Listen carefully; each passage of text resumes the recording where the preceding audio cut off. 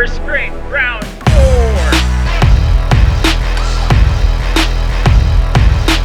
4. Madaling sumali, kahit sino pwede. And open for everyone. Newbie-friendly organization when it comes to racing. Marami nga sumasali dito na stock lang pero pinakabawal lang nila is yung goma nila.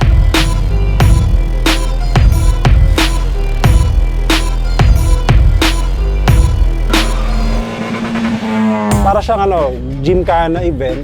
There's a course na parang may slalom, may mga cones. Time-based siya, so pababa ng oras. Ngayong round 4, sobrang action-packed kasi Ang galing ng dinesign nila Sir Robert sa Super Sprint. Parang naghalo yung long straights and mga technical layout. meron tayong dalawang high-speed straights with short and tight corners. Tapos mainit, so bakbakan talaga. Pwede mga beginners, may intermediate, may amateur. Hindi ka mapapressure kung salihan ka ng professional sa ibang class sila. 39. Beginner ka or first time mo sasali dito, mas okay, mas stock. Kasi kailangan mo kabisaduhin yung driving skills mo. Then, dun mo malalaman kung nag-i-improve ka na, tsaka mo set upan yung kotse. So kahit pang daily kotse, katulad ng ginagamit ko, actually, mas reliable pa nga eh. Pamasok ko sa school, panghatid ng bata, panghatid kay misis. Tapos, pag may super sprint, panglaro.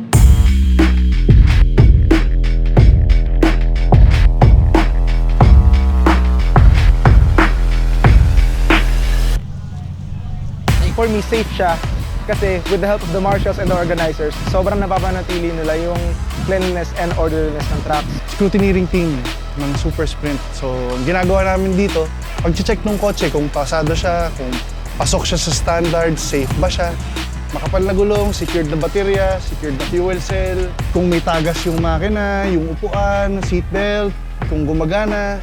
Basta make sure lang na safe yung auto, tapos enjoy lang.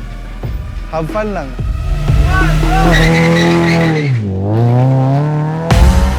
Of course, mga marshals na binabantayan nila yung track, if ever may accidents, nire-report naman agad and raises the yellow flag to tell na merong problems sa track. Yung mga nakita kong oras, may mga nagsi-65, may nag-70, may 62. Tapos ako, nakakuha kagad ako ng 62, 60, tapos puro 59 na.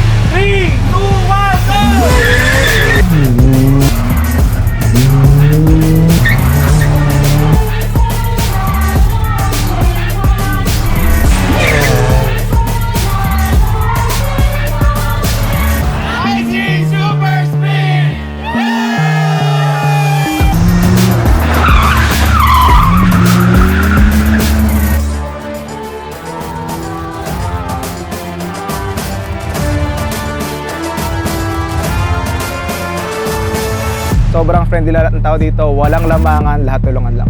Mas may enjoy nyo, sama nyo yung friends and family ninyo. Warning lang, pag nasimulan nyo nakaka-addict.